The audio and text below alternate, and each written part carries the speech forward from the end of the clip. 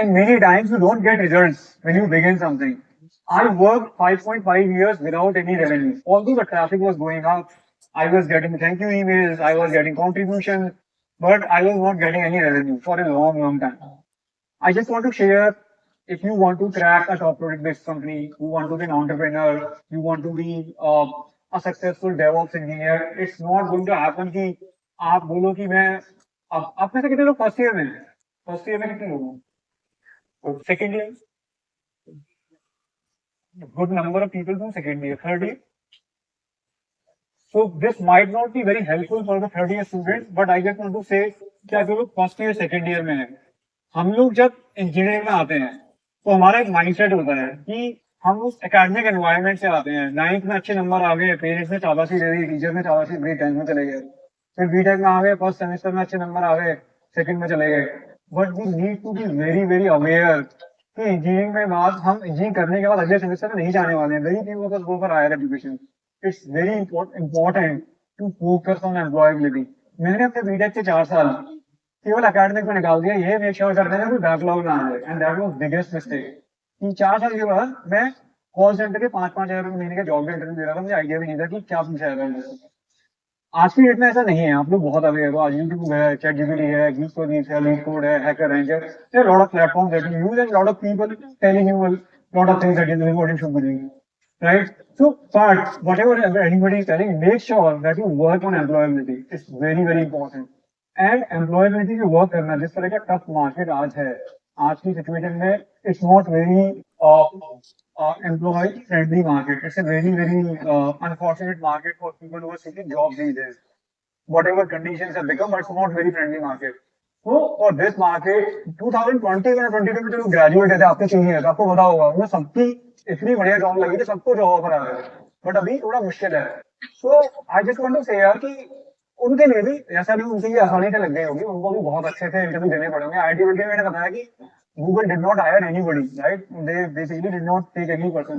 I just want to say, if you want to be an employable, don't think like that कि third year में आएगा तब जाके देखेंगे, तब जाके देखेंगे कि कंपनी आएगी तब क्या पढ़ना है. अगर आप कंपनी के रिक्रूटमेंट प्रोसेस की बात करो तो सबसे पहला राउंड इसका डीएसए होता है, और DSA is like oceans of problem. Oceans of problem, आप कितना भी कर लो, आप केवल अपनी प्रोबेबिलिटी बढ़ा सकते हो, प्रोबेबिलिटी बंद कभी नहीं होती है. आप जितने भी क्वेश्चन कर लोगे, हो सकता है कि आपकी प्रोबेबिलिटी बढ़ती जाए, लेकिन ऐसा कभी नहीं होगा कि आज की डेट में मुझे कोई एक नया क्वेश्चन दे तो मैं हो सकता है अटक जाऊं कि यार कैसे करना है. तो माय सजेशन है, focus on fundamentals in your first year. Make sure that you are good at DSA, you are good at DBMS, SQL, object-oriented programming principles. You know, when I say you know, I don't mean कि आपको narratives का definition याद है. You should know कि object-oriented programming company में use क्या होता है, एब्स्ट्रैक्शन का क्या मतलब है, इंडस्ट्री में रियल लाइफ में क्या मतलब है, तो आपको वो सब पता होना चाहिए. तो make sure that fundamentals are good by the end of first year और second year. Begin on employability. Employability में ये सब चीजें बहुत जरूरी है, तो ये सब चीजें सबसे पहले कर लो. उसके बाद आप एक डोमेन पकड़ के उसमें एक्सपर्टीज बनाना स्टार्ट कर दो. देखो, इंडस्ट्री में दो तरह की कंपनी हायर करती हैं. एक तो product based company, Google, Microsoft, Amazon या डी शो जैसी कंपनी में गया था. These companies have lot of budget and they basically से कि यार हमें ऐसा बंदा चाहिए जिसका डीएसए बहुत स्ट्रांग हो, जिसकी फंडामेंटल बहुत स्ट्रांग हो, हम ट्रेनिंग को करके पढ़ा देंगे, हमारा पास बहुत बजट है, सिखा देंगे हमारी कंपनी में क्या होता है. But they hire relatively less people, and when they open a vacancy, a lot of people apply, and lot of people apply. Very tough competition. So these companies are one of there might be some very good people among you who would crack those companies, but then come the other companies जो startup है, हमारे जैसी company है, या हमसे थोड़ी बड़ी company है, हमसे थोड़ी छोटी कंपनी है. उस टाइप की कंपनी में क्या होता है कि they don't want exceptional people in DSA. They want कि यार थोड़ा बहुत डीएसए आता हो, कोडिंग कर लेता हो बस. उसके अलावा पर्सन को हम जिस टेक्नोलॉजी में हायर कर रहे हैं उस टेक्नोलॉजी का थोड़ा आइडिया अगर.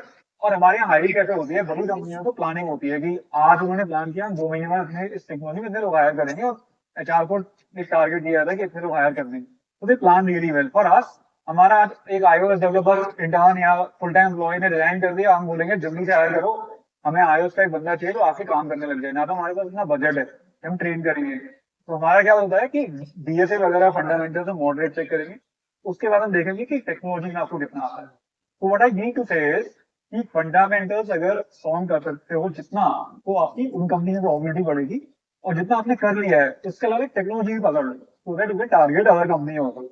And don't make your resume by the end of BTech that says I know C, C++, HTML, Java, Script and CSS.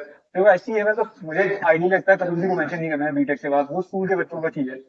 So pick one thing, pick one technology. Don't make your resume very generic. You can pick cloud, you can pick AI, ML, data science, you can pick front-end development, and you can pick software testing also. That is also a domain. Product management you can pick front-end design or anything. And do everything in that. बहुत सारे बच्चे question पूछते हैं कि मैं DSA करूँ या development करूँ. मेरा ये कि फंडामेंटल कर लो, उसके बाद आप पूछोगे इतनी सारी चीजें कैसे करेंगे, तो उसके लिए तरीका ये है कि सबके फंडामेंटल पढ़ लो. आपने अगर मान लो आप डेवऑप्स इंजीनियर के लिए अप्लाई कर रहे हो, तो कोई इंटरव्यू आपसे ये पूछ सकता है कि यार तू चैटजीपीटी यूज करते हो, तुम्हें पता है कौन सी एल्गोरिथम यूज होती है उसके अंदर, कैसे काम करता है, वो पता होना चाहिए आपको. तो फंडामेंटल, थ्योरेटिकल फंडामेंटल आपको सबसे पता होना चाहिए.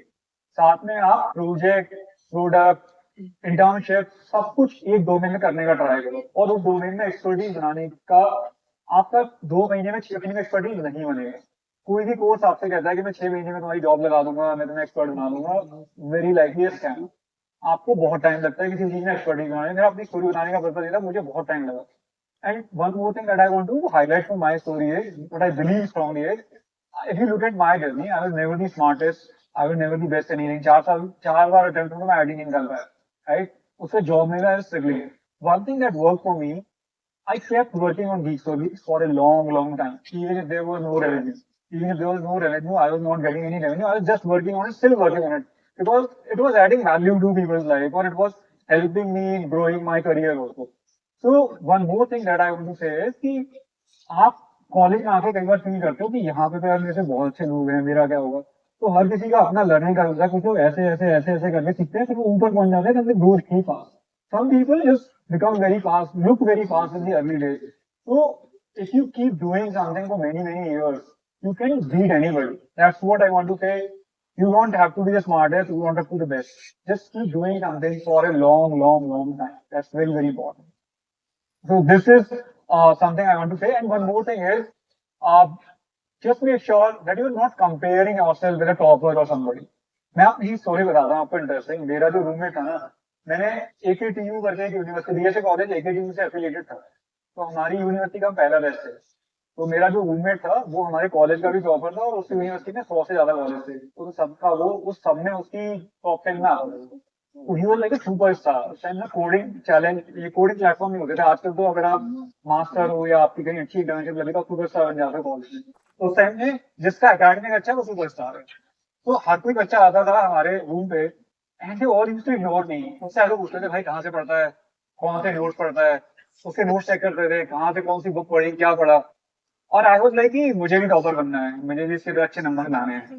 तो आई यूज टू थिंक लाइक अगर ये बंदा 14 घंटे पढ़ रहा है बैठ के, तो मैं 15 घंटे पढ़ूंगा. मैं इससे पहले उठूंगा, पहले सोऊंगा. उस सब प्रोसेस में क्या हुआ, मेरी तबीयत ज्यादा खराब हो गई, मेरे नंबर ज्यादा नहीं बढ़े. तो आई जस्ट वांट टू से कि यार कंपेयर मत करो अपने आप को. एक चीज पकड़ो कि मुझे ये अच्छा लगता है, which aligns with career goal, which is solving a society problem also, which is adding a value also, and keep working on this for a long long long time.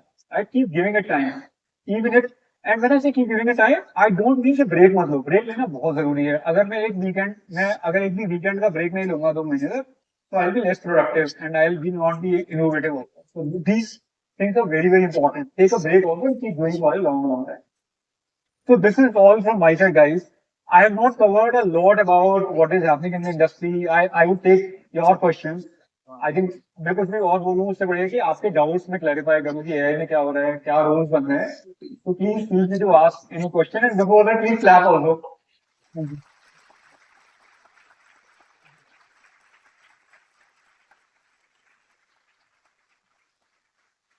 तो please feel free to ask any doubt, any question that you have about career, कि हमारा 4 साल बाद क्या होगा, क्या करना चाहिए,